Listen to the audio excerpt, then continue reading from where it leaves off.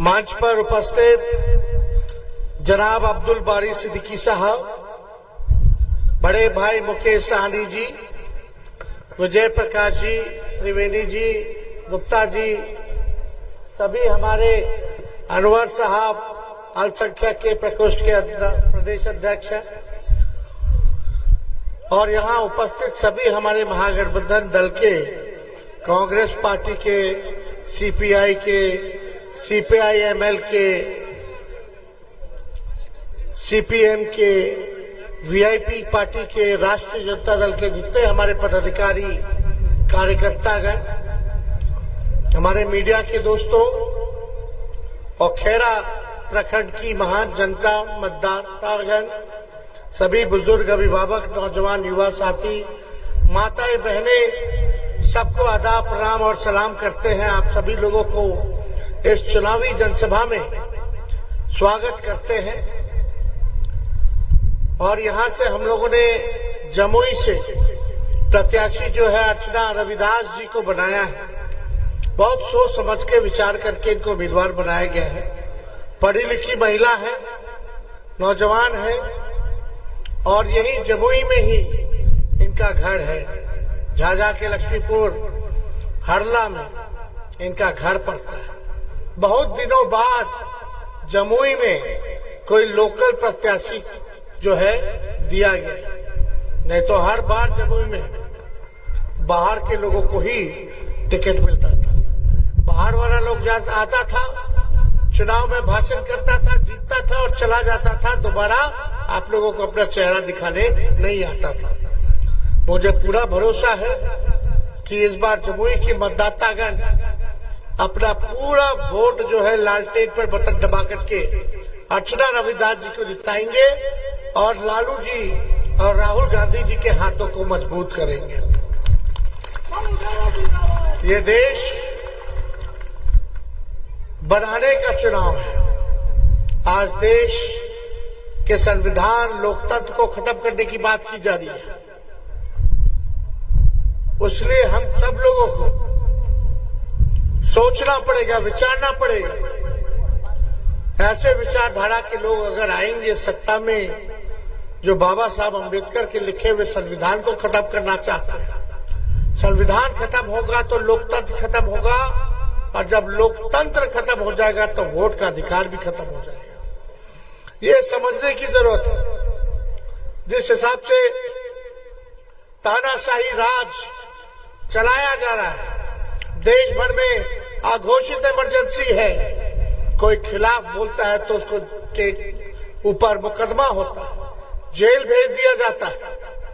दो मुख्यमंत्री, चाहे अरविंद केजरीवाल हो, बगल के मुख्यमंत्री हमारे भाई हेमंत सोरेन हो, हम लोग हो, लालू जी हो, राहुल गांधी जी हो, सब पे मुकदमा, सबको जेल।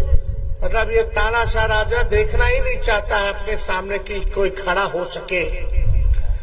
लेकिन चाहे कुछ भी हो जाए, जब देश और लोकतंत्र और संविधान बचाने की बात आएगी तो जान भी देना होगा तो हम लोग जान देने के लिए तैयार हैं। लेकिन देश से कोई लोकतंत्र अगर मिटा के दिखा दे, जो संविधान खत्म करना चाहते वही खत्म हो जाएंगे। ये बाबा साहब का लिखा हुआ संविधान है।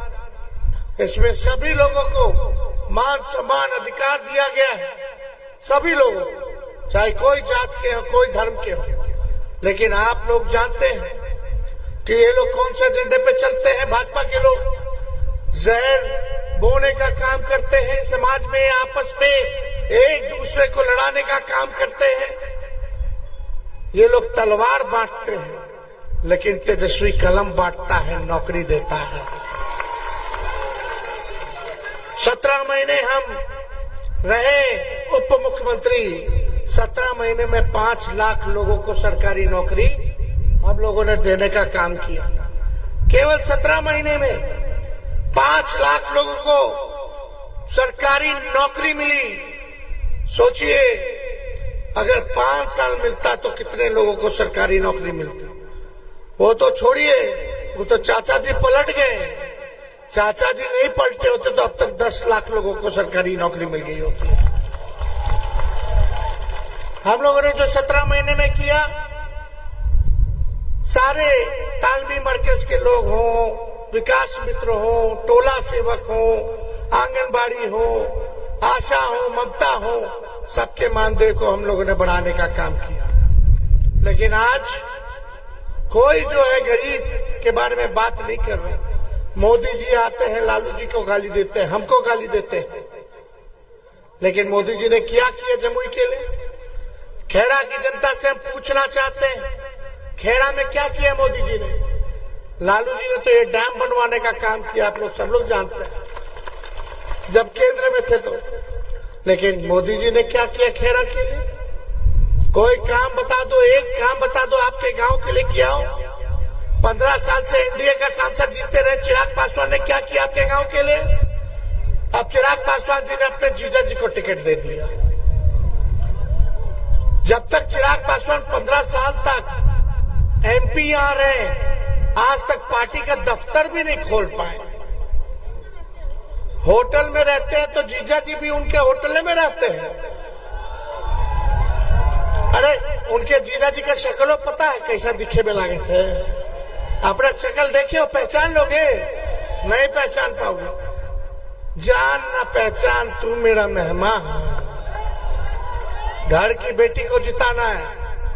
मोदी जी ने खाली झूठ बोला, इतना झूठ बोला कि गोबर को भी हलवा बना देते हैं। बीजेपी का मतलब बड़का झूठा पार्टी। आप आए थे प्रधानमंत्री जी जमुई, बताना था ना जमुई के लिए क्या किया। 10 साल से आप प्रधानमंत्री है, उनका राज्य सरकार है 17 साल से, सांसद है 15 साल से, लगातार उनके जो है विधायकों जीत के जा रहे हैं, ऊपर से नीचे सब एनडीए का। फिर भी गरीबी नहीं हटी, बेरोजगारी नहीं हटी, महंगाई कम नहीं हुई, किसानों का आय दुगुना नहीं हुआ, पक्का मकान नहीं मिली, हुआ कोनो काम? मोदी जी ने केवल 4 काम किया है।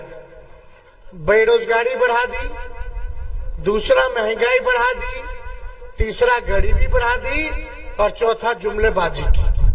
और कोई काम जो है मोदी जी ने एक काम नहीं किया। हम लोगों को डराना चाहते हैं। कोई भी आज के दिन में बीजेपी से हाथ मिला लेगा तो राजा हरिश्चंद्र हो जाएगा, सारा केस मुकदमा धुल जाएगा।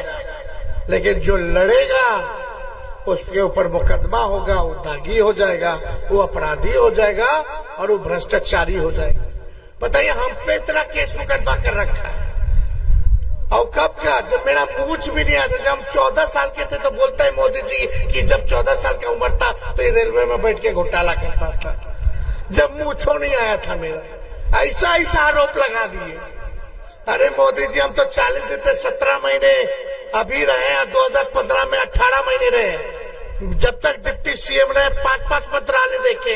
एक कमी निकाल के दिखा दो बिहार सरकार में तेजस्वी ने किया हो तो।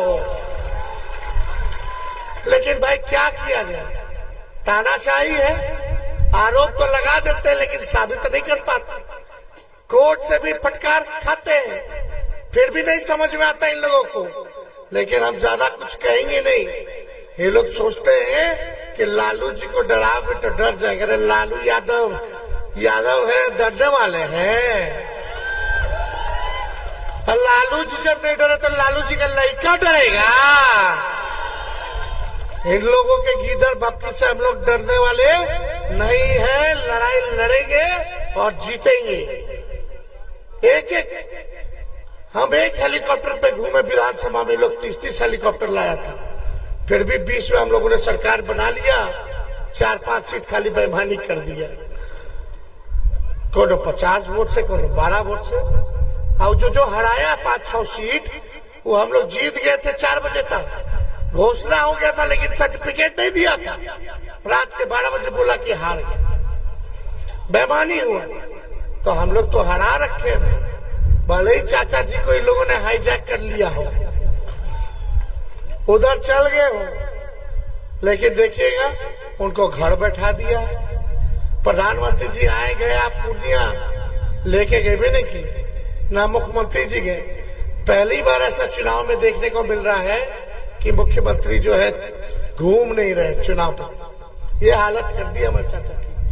खैर कोई बात नहीं, अब 4 बातें हम बोल के बात खत्म करेंगे। मिलजुल करके आप लोगों को रहना है, एक साथ अमन चैन कायम करना है। और आने वाला 15 अगस्त को आजादी मिली थी।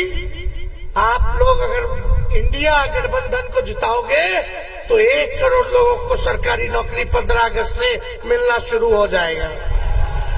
ये हम लोग लाए हैं परिवर्तन पत्र में बेरोजगारी से आजादी 15 अगस्त को हम लोग दिलाने का काम करेंगे। देश भर में 1 करोड़ नौजवानों को सरकारी नौकरी दिया जाएगा। गैस सिलेंडर 500 रुपया कर दिया जाएगा, जो अभी 1200-1500 रुपया है। महंगाई है, किसान कटनी हो रहा है, हर जगह फसल का दाम नहीं मिलता है। 1-2 फसल का एमएसपी है, लेकिन वो भी सही में नहीं मिल पाता है। तो 10 फसलों का एमएसपी किया जाएगा और सही मूल्य आप लोगों को दिलाने का काम करेंगे। ये काम हम लोग करने जा रहे हैं। और यही नहीं, बिजली इतना महंगा है, 200 यूनिट फ्री में बिजली आप लोगों को मिलेगा।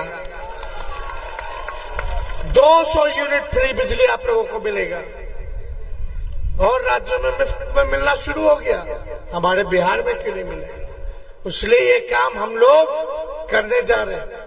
सबसे पहले अग्निवीर योजना को हम लोग खत्म करेंगे। अग्निवीर योजना में क्या है रे भाई? जो हमारा नौजवान देश की रक्षा करना चाहता है, भारत माँ की रक्षा करना चाहता है, उन नौजवानों को केवल 4 साल के बाद बाहर कर देगा। और अग्निवीर योजना में शहीद का दर्जा नहीं मिलेगा, कैंटीन की व्यवस्था नहीं मिलेगी, पेंशन नहीं मिलेगा, ग्रेजुएटी नहीं मिलेगी। तो इसलिए ये भयानक कानून है, इसको हम लोग खत्म करेंगे।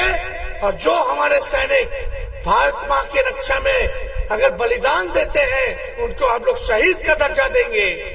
अग्निवीर को खत्म करेंगे, कैंटीन की व्यवस्था होगी, मेडिकल की व्यवस्था होगी, उनको पेंशन दिया जाएगा, वो भी ओल्ड पेंशन नियम लागू करके दिया जाएगा। पुराना पेंशन को लागू करके हम लोग देने का काम करेंगे। यही नहीं, जितना पैरामिलिट्री फोर्स है, जितने हमारे अर्धसैनिक बल है, सीआईएसएफ हो गया, आईटीबीपी हो गया, सीआरपीएफ हो गया, अन्य, आज उनसे पूछेगा तो ड्यूटी के दौरान अगर शहीद होते तो उनको शहीद का दर्जा नहीं दिया जाता।